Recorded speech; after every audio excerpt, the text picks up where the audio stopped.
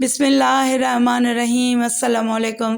حضرت شعبی رحمۃ اللہ تعالیٰ علیہ فرماتے ہیں کہ حضرت عمر اور حضرت ابی بن کعب رضی اللہ تعالیٰ عنہ کے درمیان کھجور کے ایک درخت کے بارے میں جھگڑا ہو گیا۔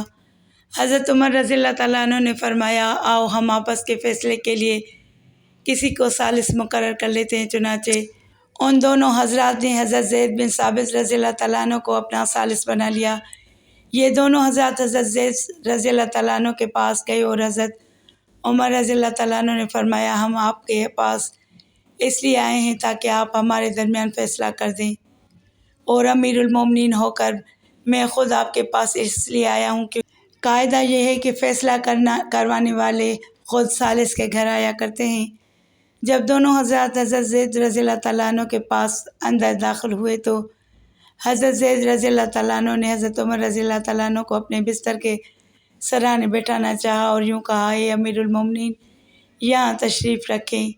حضرت عمر رضی اللہ تعالیٰ عنہ نے ان سے فرمایا، یہ پہلا ظلم ہے جو آپ نے اپنے فیصلے میں کیا ہے، میں اپنے فریق مخالف کے ساتھ بیٹھوں گا۔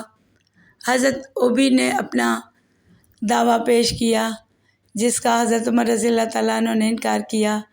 حضرت زید رضی اللہ تعالیٰ عنہ نے حضرت ابی بن کعب رضی اللہ تعالیٰ عنہ سے کہا، قاعدہ کے مطابق انکار کرنے پر مدعی علیہ کو قسم کھانی پڑتی ہے، لیکن میں آپ سے درخواست کرتا ہوں کہ آپ امیر المومنین کو قسم کھانے کی زحمت نہ دیں، اور میں امیر المومنین کے علاوہ کسی اور کے لیے یہ درخواست نہیں کر سکتا۔ حضرت عمر رضی اللہ تعالیٰ عنہ نے اس رعایت کو قبول نہ کیا بلکہ قسم کھائی اور قسم کھا کر کہا، حضرت زید رضی اللہ تعالیٰ عنہ صحیح قاضی تب بن سکتے ہیں جب کہ ان کے نزدیک عمر اور ایک عام مسلمان برابر ہوں۔ حضرت عبداللہ بن عباس رضی اللہ تعالیٰ عنہ فرماتے ہیں، ایک باندی نے حضرت عمر بن خطاب رضی اللہ تعالیٰ عنہ کی خدمت میں آ کر کہا، میرے آقا نے پہلے مجھ پر تہمت لگائی، پھر مجھے آگ پر بٹھایا جس سے میری شرمگاہ جل گئی۔ حضرت عمر رضی اللہ تعالیٰ عنہ نے اس سے پوچھا، کیا تمہارے آقا نے تم کو وہ برا کام کرتے ہوئے دیکھا تھا؟ اس باندی نے کہا، نہیں۔ حضرت عمر رضی اللہ تعالیٰ عنہ نے پوچھا، کیا تم نے کسی برائی کا اس کے سامنے اقرار کیا تھا؟ اس باندی نے کہا، نہیں۔ حضرت عمر رضی اللہ تعالیٰ عنہ نے کہا، اسے میرے پاس لاؤ۔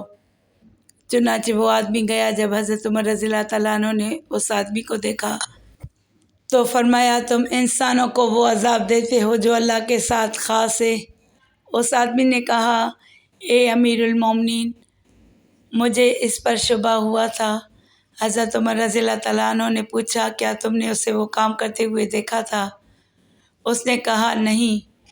حضرت عمر رضی اللہ تعالیٰ عنہ نے پھر پوچھا، کیا اس باندی نے تمہارے سامنے اس جرم کا اعتراف کیا تھا؟ اس نے کہا، نہیں۔ حضرت عمر رضی اللہ تعالیٰ عنہ نے کہا، اس ذات کی قسم جس کے قبضہ قدرت میں میری جان ہے، اگر میں نے حضور صلی اللہ علیہ وآلہ وسلم کو یہ فرماتے ہوئے نہ سنا ہوتا کہ مالک سے اس کے غلام کو اور والد سے اس کے بیٹے کو بدلہ نہیں دلوایا جائے گا، تو میں تجھ سے اس باندی کو بدلہ دلواتا ہوں۔ اور پھر حضرت عمر رضی اللہ تعالیٰ عنہ نے اس آدمی کو 100 کوڑے مارے اور اس باندی سے فرمایا، تم جا، تو اللہ کے لیے آزاد ہے۔ تو اللہ اور اس کے رسول صلی اللہ علیہ وآلہ وسلم کی آزاد کردہ ہے۔ میں گواہی دیتا ہوں کہ میں نے حضور صلی اللہ علیہ وآلہ وسلم کو یہ فرماتے ہوئے سنا ہے کہ جسے آگ میں جلایا گیا یا جس کی شکل آگ سے جلا کر بگاڑی گئی وہ آزاد ہے، اور وہ اللہ اور اس کے رسول صلی اللہ علیہ وآلہ وسلم کا آزاد کردہ ہے۔